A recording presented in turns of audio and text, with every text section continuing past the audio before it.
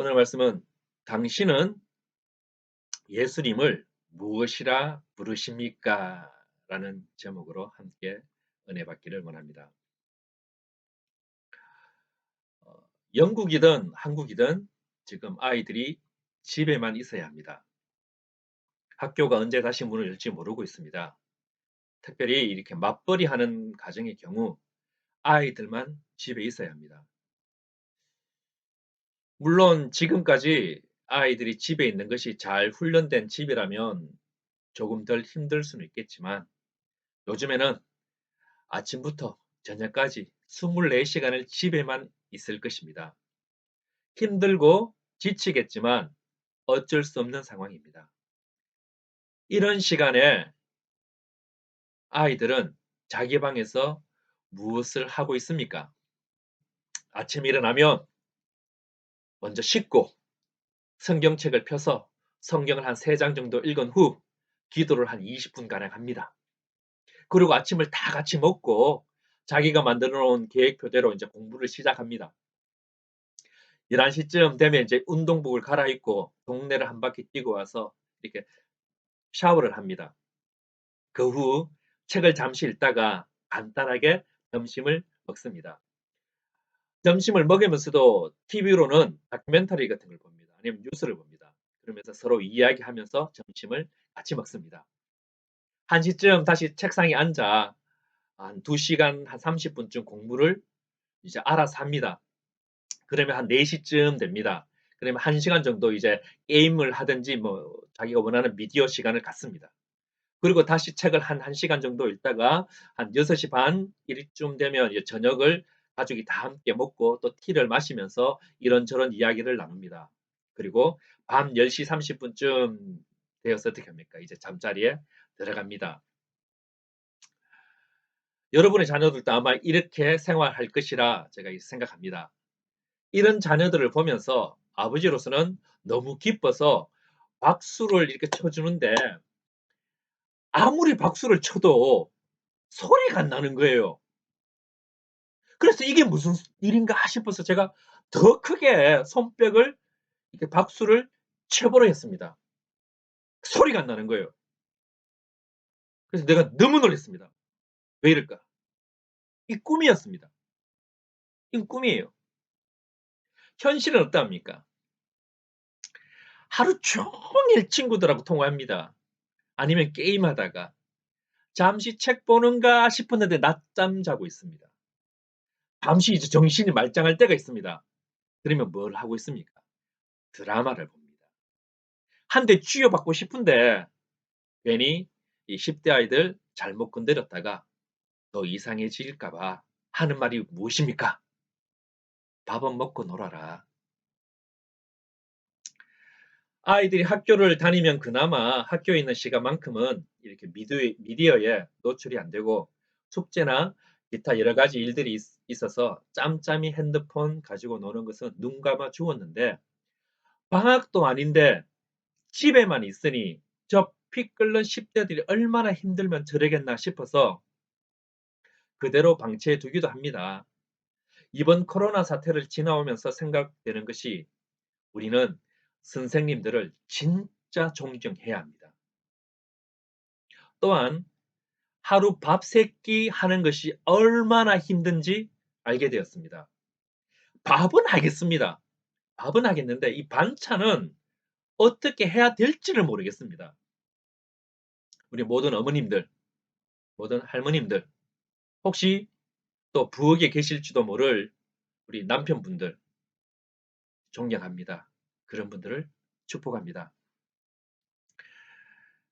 하나님께서 이 땅의 문화를 지켜주셔서 이 땅의 모든 사람들, 특히 우리 아이들 숨쉬는 이 영적 공기가 혼탁해지고 타락되지 않도록 하나님 도와주십시오라고 눈물로 기도하는 이번 이런 기간이 되었으면 좋겠습니다.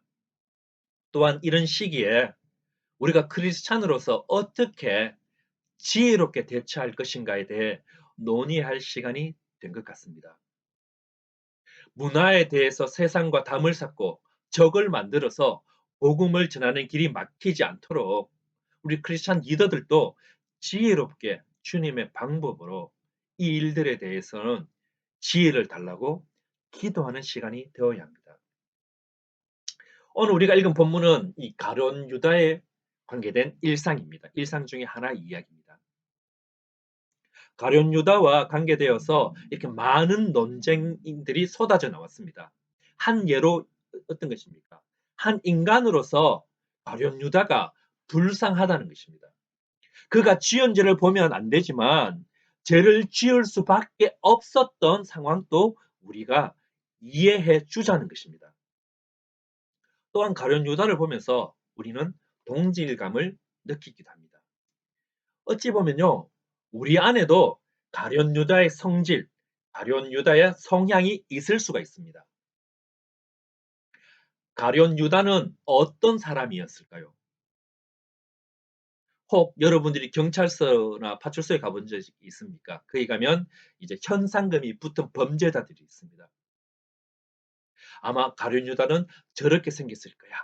얼굴형이 범죄형이고 굉장히 악하게 생겼을 것이다.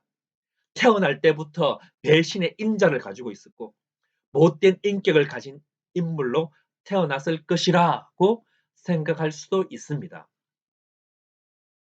가룟 유다가 처음부터 예수님을 팔도록 태어난 사람이라면 솔직히 우리는 편하게 살 수 있습니다. 왜요? 나는 가룟 유다보다는 훨씬 선하고 가룟 유다보다는 훨씬 정제된 인격을 가지고 있기 때문입니다. 아마 여러분들도 동일할 것입니다. 생김새나 생활 방식이 가룟 유다보다는 훨씬 좋은 것이 우리입니다. 가룟 유다에게도 아버지와 어머니가 있었습니다. 어느 날 이 부부에게 아들이 태어났습니다. 이 부부는 믿음이 있는 부부였습니다. 믿음이 좋은 이 부부가 새로 태어난 아이에게 가장 좋은 이름, 믿음대로 살았으면 좋겠다라는 이름인 유다라는 이름을 이 아이에게 이름을 지어줬습니다.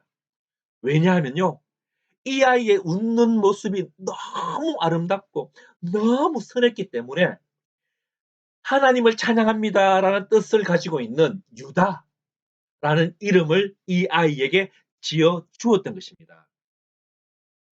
이 부부에게는요, 너무 귀한 아이였고 이 아이는 그 집안의 소망이었습니다. 하나님을 찬양하는 사람이 되어라 라고, 유다와 같은 사람이 되어라 라고, 모든 민족의 리더가 되어라고 지어준 이름이 유다였다는 것입니다. 그런데 어느 날 이 아이가 자라면서 굉장히 지혜롭고요, 능력 있어 보이는 것들이 이 아이에게 나타났습니다. 아마 이 부부는요, 자기 아들을 동네방네 다니면서 자기 아들을 자랑했을 것입니다. 나 닮아서 똑똑하다. 나 닮아서 이목구비가 뚜렷하다. 이렇게 추측하는 데는 이유가 있습니다. 왜냐면요, 유다가 예수님의 12제자 가운데에 무슨 일을 하였는지 보면 우리는 알 수가 있습니다. 유다는 재물을 맡아보고 있었습니다. 많은 수입이 없는 상황 속에서 예수님과 12제자를 먹여 살렸고 계속 전도 여행을 다닐 수 있는 자금을 관리하는 일을 했습니다. 원래 이 일은 누가 맡아야 정상이겠습니까? 마태입니다. 원래 12제자 중에 재정 담당은 마태가 맡아있어야 했습니다. 왜 그랬을까요? 마태는 세관이었기 때문입니다. 세관. 텍스 컬렉터죠. 누구보다 동계산이 빠른 사람이 세관 마태였습니다. 2000년 전에 문자를 알았어야 했었고요. 2000년 전에 숫자라는 것을 알아야 했고 2000년 전에 사친연상 정도를 할 수 있어야 했던 것이 누구라고요? 세관 마태였습니다. 직업적으로 세율을 계산할 수 있어야 하고 자기 주머니를 따로 차야 하는 사람이니까 뭡니까? 사람들을 묘하게 속일 수도 있어야 했던 사람이 마태, 뭐 삭개오 같은 이런 세리였습니다. 자, 교회에서 봉사를 하는데 무엇을 기준으로 여러분은 우리가 봉사를 합니까? 믿음과 은사로 우리는 교회에서 봉사를 합니다. 아무리 믿음이 좋아도 피아노를 칠 줄 모르는 사람이 어느 날 갑자기 내가 이제 피아노 반주하겠습니다라고 하면요. 안 됩니다. 그건 안 되는 거예요. 아무리 회계사고 아무리 기업에서 재무팀에서 일을 해도요. 믿음이 없으면 재정부를 맡기면 안 됩니다. 이게 우리 교회들의 모습이고 우리 헌신의 모습입니다. 그런데 참 이상한 게 뭐라고요? 예수님과 12 제자의 살림을 맡아보던 것은 세리 출신의 마태가 아니라 가룟 유다였다는 사실입니다. 가룟 유다의 과거 직업이 무엇인지 어떤 교육을 받았는지 성경이 말하지 않아서 우리는 알 수가 없습니다. 어쨌든 재정을 그가 맡았다는 것입니다. 또한 대부분의 제자들이 이 갈릴리 출신입니다. 예수님의 고향인 이 갈릴리 출신입니다. 그런데 유다는요, 유대 지역입니다. 유대 지역의 가룟이라는 지역의 사람이었다는 것입니다. 그만큼 뭡니까? 예수님께 신뢰를 받았던 사람이라는 거예요. 신뢰를 받았던 사람. 가룟 유다의 인상은요, 다른 사람에게 이렇게 신뢰를 줄 수 있는 얼굴상이었다는 겁니다. 얼마 되지 않는 수입으로 13명이 매일 먹고 살고 전도 여행 경비를 담당할 수 있는 계획 수립, 집행을 할 수 있는 사람, 그런 지혜로운 사람이 가룟 유다였고요. 예수님께서 기도하시고 뽑은 사람 중에 한 명이었다는 사실입니다. 우리 20절에서 21절 말씀 한번 볼까요? 이렇게 이야기합니다. 저물 때에 예수께서 12 제자와 함께 앉으셨더니 그들이 먹을 때에 이르시되 내가 진실로 진실로 너희에게 이르노니 너희 중에 한 사람이 나를 팔리라 하시니. 12명 중에 한 사람입니다.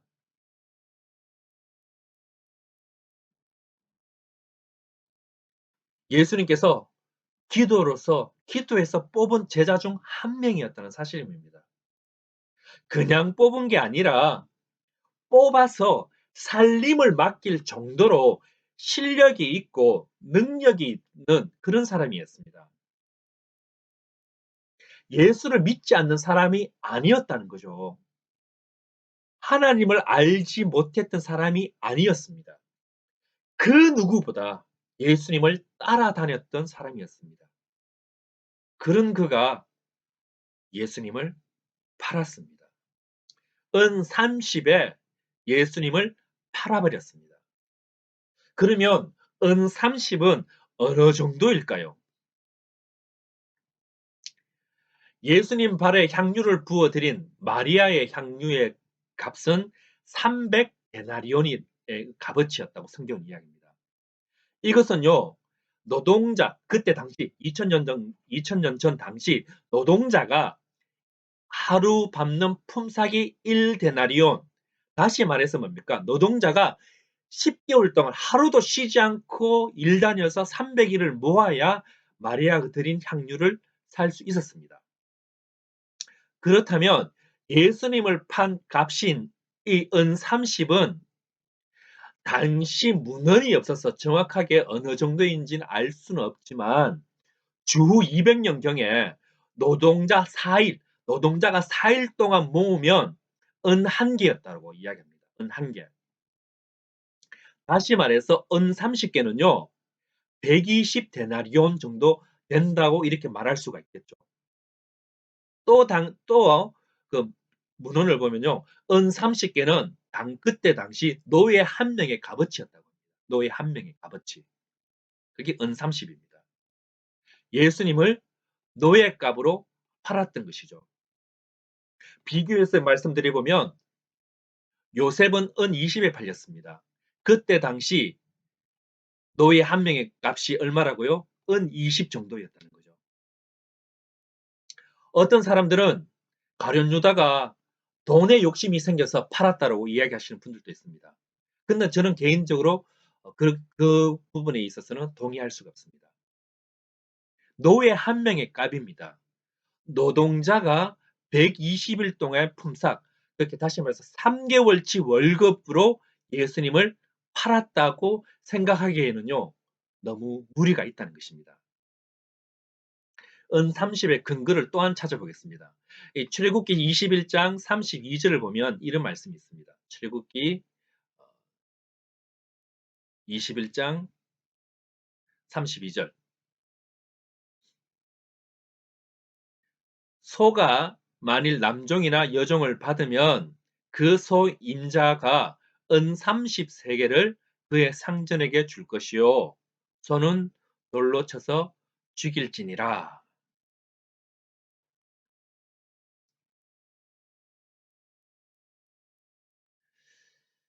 가끔 짐승에 의해서 나의 종이 죽으면 이 내 종을 죽인 짐승의 주인이 돈을 갚아야 되는데 은 30세겔을 갚아야 된다는 것입니다. 그렇기에 소 한 마리 값이나 노예 한 명 값이나 똑같은 은 30세겔. 가룟 유다가 이 돈을 받고 노예 한 명 정도 파는 살 수 있는 그 돈으로 예수님을 팔았다는 사실입니다. 우리는 이 본문을 보면서 생각해야 될 것은 뭐냐면요. 누구나 다 가룟 유다가 될 수 있다는 사실입니다. 처음부터 예수님을 배반하고 팔려고 태어난 사람도 아니고요. 그런 성격을 가진 사람도 아니고요. 12 제자 중에 가장 악랄하고 비열하고 계산적인 사람이 아니고요. 그 12명 중에 그 어떤 제자보다 더 열정적인 사람이 예수님을 팔아버렸습니다. 만약 2000년 전 당시 노동자의 하루 품삯이 10만 원이라면요. 1200만 원에 예수님을 팔아버린 것입니다. 당시 만약 여러분의 품삯이 20만 원이라면요. 여러분의 품삯이 20만 원이라면 2,400만 원에 예수님을 팔아버린 것입니다. 예수님의 배신당함이 더 가슴 아픈 것은 하나님을 알지 못하던 사람들이나 혹은 예수님을, 예수님을 처음부터 미워했던 사람에게 배신당한 것이 아니기 때문입니다. 정말 예수님을 아프게 하는 것은요, 스스로 기독교인이라 말하는 우리가 가룟 유다가 될 때입니다. 그렇다면 가룟 유다는 왜 가룟 유다가 되었을까요? 그가 예수님을 따르며 불렀던 호칭에서 그 대답을 알 수가 있습니다. 22절에서 25절 말씀을 한번 보겠습니다.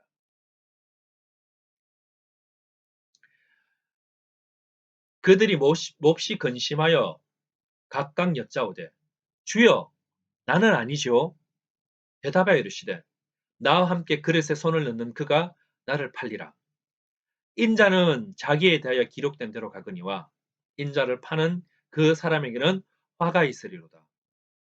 그 사람은 차라리 태어나지 아니하였더라면 제게 좋았을 뻔하였느니라. 예수를 파는 유다가 대답하여 이르되 랍비여 나는 아니지요. 대답하시되 네가 말하였도다 하시니라.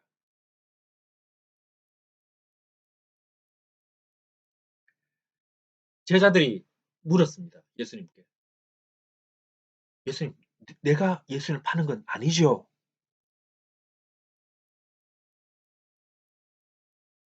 그때 예수님께서 가룟 유다에게 하신 말씀이 뭡니까?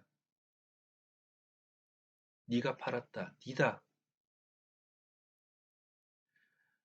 그런데 다른 제자들과 가룟 유다가 예수님을 부르는 호칭이 달랐습니다. 제자들은요, 예수님을 주여라고 불렀습니다. 이 말은 무슨 말입니까? 나는 당신의 종입니다 라는 뜻입니다. 그런데 가룟 유다는 예수님에 대해서 뭐라 부릅니까? 주여라고 부르지 않고 랍비어라고 부릅니다. 다시 말해서 선생님이라는 뜻입니다. 랍비는 선생님이라는 뜻입니다. 성경이 이것을 정확하게 기록해서 알려주고 있는 것은 굉장히 중요한 사실입니다. 똑같이 예수님을 따라다녔고 똑같이 병든 자를 고치는 것을 보았고 똑같이 귀신 들린 사람에게서 귀신을 쫓아내는 것을 보았고 똑같이 보리떡 5개, 물고기 2마리로 5,000명을 먹이신 것을 보았고 그 현장에 같이 있었는데 유다는 예수님을 주인으로 섬기지 않고 선생님으로 따라왔다는 것입니다. 이 종이 한 장 차이 같은 이 호칭의 차이가 놀라운 결과와 차이를 보여주고 있다는 것을 우리는 알아야 합니다. 지금 우리는 예수님을 무엇이라 부르고 있습니까? 예수님을 무엇이라 부르는 것이 굉장히 중요합니다. 내 마음에 맞지 않다고, 내 기분이 나쁘다고 예수님에 대한 호칭이 달라지면 안 됩니다. 예수님이 나의 주인이라면 내 기분과 내 상황과 상관없이 예수님을 따라가야 합니다. 왜냐하면요, 우리가 주님, 주인님이라고 부르고 있기 때문입니다. 그런데 선생님이라고 부르면 상황이 달라집니다. 혹 자녀들이 학원에 다니면 학원이 마음에 안 들 수가 있습니다. 학원 선생님이 마음에 안 들면 여러분 어떻게 합니까? 다른 학원에 보내면 됩니다. 그런데 우리가 주님이라고 부를 때, 주인님이라고 부를 때는 어떠합니까? 나의 권한이 없다는 겁니다. 나는 그분의 소유이기 때문에 그분이 시키는 것은 해야 하는 것입니다. 전날 저녁에 늦게까지 일해도 주인이 아침에 불러서 야 마당 청소해 라고 하면 해야 하는 것입니다. 분명히 똑같이 예수님을 따라다녔고요. 살림까지 담당하고 있었지만 가룟 유다의 마음속에서 예수님을 한 번도 주인으로 주님이었던 적이 없었다는 것입니다. 내게 필요한 것을 공급해주고 내가 모르는 것을 깨닫게 해주다가 내 마음에 들지 않으면 언제든지 떠날 수 있고 버릴 수 있는 랍비 선생님이었을 뿐이옵니다. 세상 많은 사람들도 예수님에 대해서 예수는 4대 성인, 4대 선생님이라고 이야기합니다. 예수님의 말씀이 성경을 비판도 하고 좋은 것은 좋다고 말하기도 합니다. 다시 말해서 가룟 유다처럼 예수님의 가르침을 선생님이 가르치는 것 정도로 생각하고 있었다는 것입니다. 우리는 어떠합니까? 우리는 예수님을 주인, 주님이라고 부릅니다. 당신에게는 예수님은 어떤 분이십니까? 주님이십니까? 선생님이십니까? 같은 장 49절을 보면 이런 말씀이 있습니다. 마태복음 26장 49절 말씀입니다. 곧 예수께 나와 랍비여 선생님이여 안녕하시옵니까 하고 입을 맞추니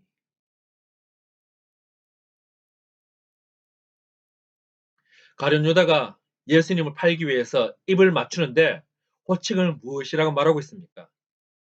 마지막 그 순간까지 랍비, 선생님이라고 합니다. 마지막 순간까지도 가룟 유다에게 있어서 예수님은 선생님이었을 뿐입니다. 더 이상 선생인 예수에게 배울 것도 없고 예수를 통해서 더 이상 이룰 것이 없다고 판단한 가룟 유다는 예수님을 노동자 120일치 임금, 3달치 임금으로 팔아버린 것입니다. 이건요, 예수님을 폐기 처분한 것입니다. 예수님이 필요 없다는 것이죠. 마치 우리가 일상 가운데 예수님을 종종 폐기 처분하듯이 말입니다. 우리도 필요할 때는 예수님께 찾아갑니다. 내가 힘이 없고 내가 할 수 있는 것이 없고 너무 답답하고 힘들면 억지로라도 예수님 앞에 나옵니다. 도와달라고 울며 불며 예수님을 찾아갑니다. 그런데 삶의 현장 속에서 우리는 예수님을 팔아버립니다. 솔직히 내가 불리해지는 순간, 내가 즐기고 싶은 순간, 그 순간의 즐거움을 위해서 팔아버리는 것이 우리의 모습 아닙니까? 가룟 유다는요, 다른 사람이 아닙니다.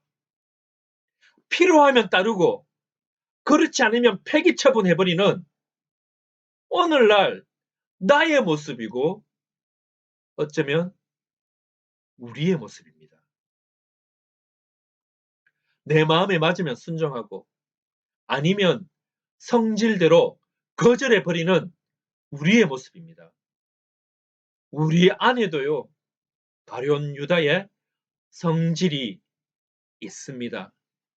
필요하면 예수님께 달라붙었다가 필요 없으면 언제든지 폐기 처분해버리는 습성이 있다는 것입니다. 어쩔 수 없이 예수님을 배반하고 예수님을 버릴 수 있는 존재라 해도 그래도 돌이킬 수만 있다면 예수님께는 정말 바보처럼 우리를 받아주십니다.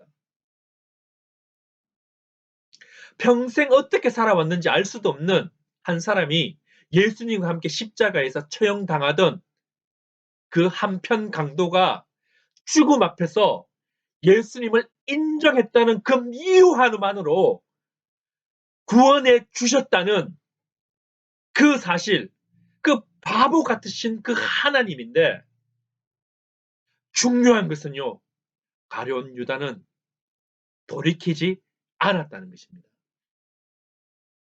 마태복음 27장 3절에서 5절 말씀은 또 이렇게 말하고 있습니다. 그때에 예수를 판 유다가 그의 정죄됨을 보고 스스로 뉘우쳐 그 은 30을 대제사장들과 장로들에게 도로 갖다 주며 이르되 내가 무지한 피를 팔고 죄를 범하였도다 하니 그들이 이르되 그것이 우리에게 무슨 상관이냐 네가 당하라 하거늘 유다가 은을 성소에 던져놓고 물러가서 스스로 목매어 죽은지라.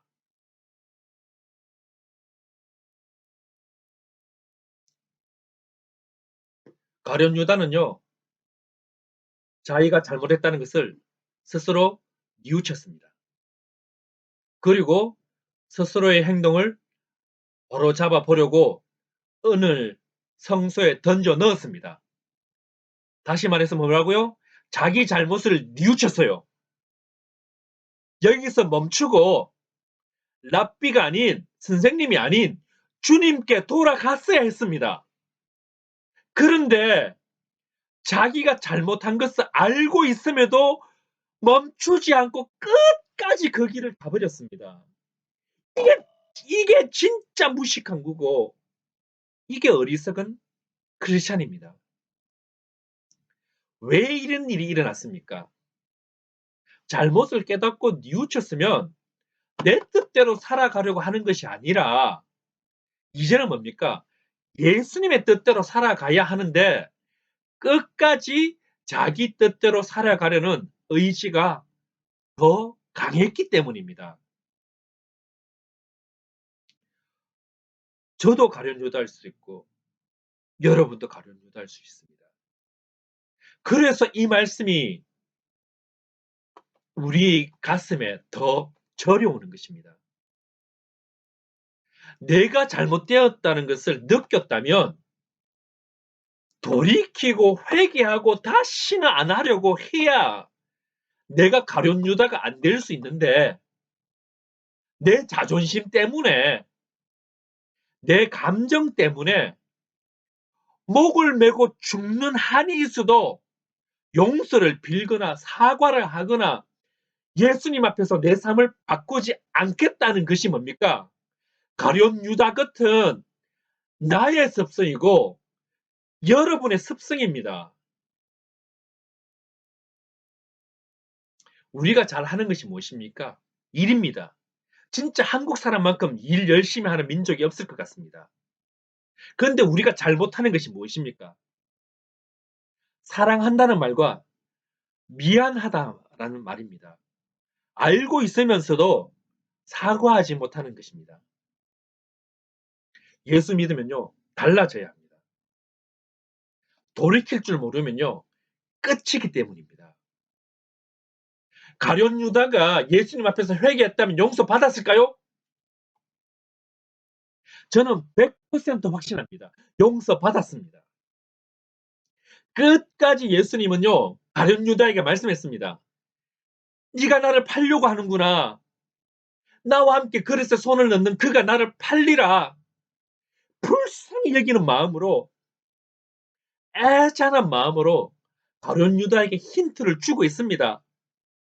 그런데요, 가룟 유다는 돌이키지 않았습니다. 마지막 순간, 후회하던 그 순간에도 뭡니까? 자기 스스로가 가졌던 그 죄책감 또는 자기 의지, 그것 때문에 뭡니까? 자기가 경험하였던 말씀 앞으로 돌아와서 예수님 앞에 회개하면 되는데, 그러면 용서받을 수 있는데 그렇게 하지 않았던 것입니다.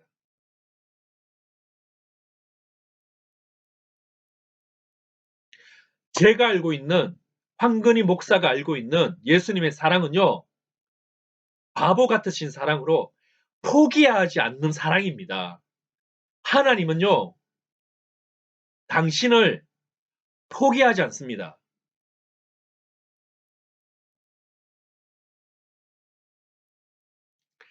사람은 누구나 가룟 유다처럼 행동할 때가 있습니다. 죄의 문턱에 서 있기도 하고요. 죄의 문을 열어서 손잡이를 잡기도 합니다.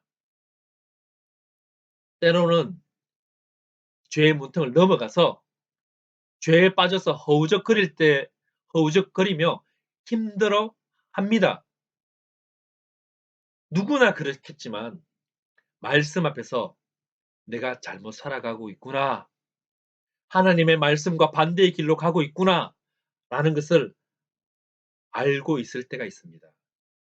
이때 포기하지 않으시는 하나님, 예수님의 그 십자가를 기억하고 돌아오면 베드로처럼 되는 것이고요. 자기 잘못을 알지만 자기 뜻대로, 자기 생각대로 가면요, 바로 유다가 되는 것입니다. 가룟 유다의 가장 큰 비극은 무엇입니까? 그가 예수를 팔아버린 행위가 아닙니다. 주님께로 돌아오지 않았던 행위, 이 행위가 가룟 유다의 가장 큰 비극인 것입니다. 분명한 것은 베드로처럼 돌아올 수 있었지만 돌아오지 않았다는 것입니다. 말씀을 맺겠습니다. 우리 속에 가룟 유다 같은 모습이 있다 하더라도 우리 모두가 가룟 유다처럼 되는 것은 아닙니다. 예수님보다 내 고집이, 말씀보다 내 의지가 앞서면 가룟 유다가 될 수 있지만, 잘못을 해도 돌아오면 가룟 유다가 되지 않습니다. 어떤 환경이나 입장 앞에서 하나님 말씀대로, 예수님의 가르침대로 하기보다 내 성질, 내 의지대로 해버리고 그리고는 돌아오지 않습니다. 회개하지 않습니다. 그렇다면, 그러면 우리 안에 가룟 유다의 성질이 있는 것입니다. 우리 안에 가룟 유다의 성질을 죽이는 것은 하나뿐입니다. 무슨 죄를 지었든지 어떻게 살았든지 상관하지 않지만 십자가 위에서 흘린 피로 내 사랑하는 사람이 되었노라 말씀하시는 그 십자가 앞에, 예수님 앞에 우리가 나오면요, 가룟 유다의 성질이 죽어지고 예수님은 우리가 죽어져 천국 가는 그날까지 주님의 백성으로 복받는 걸음이 되는 그런 축복을 받는 것입니다. 베드로와 가룟 유다 둘 다 예수님을 배신하였지만 이 둘의 차이점은, 베드로는 주님이라 불렀던 사람이고 가룟 유다는 예수님을 선생님이라 불렀던 사람입니다. 베드로는 주님과 관계가 정확하게 정립되어 있었던 사람이고, 가룟 유다는 언제든지 바꿀 수 있고 떠날 수 있는 관계를 가지고 있었다는 것을 기억하시기 바랍니다. 우리는 십자가의 길을 쫓아가는 십자가의 추종자들입니다. 예수 추종자들입니다. 그래서 이번 주간 계속 고민하며 생각해 주기 원하는 질문을 하나 던지겠습니다. 침뱉음을 당하고 매를 맞고 가시관 쓰고 십자가에 못 박히고 죽었는지 살았는지 알아보려고 창으로 옆구리 찔림을 당한 이 예수를 나는 무엇이라 부르는가입니다. 이 예수가 나에게 어떤 의미가 있는지 스스로에게 질문해보는 한 주간 되시기 바랍니다.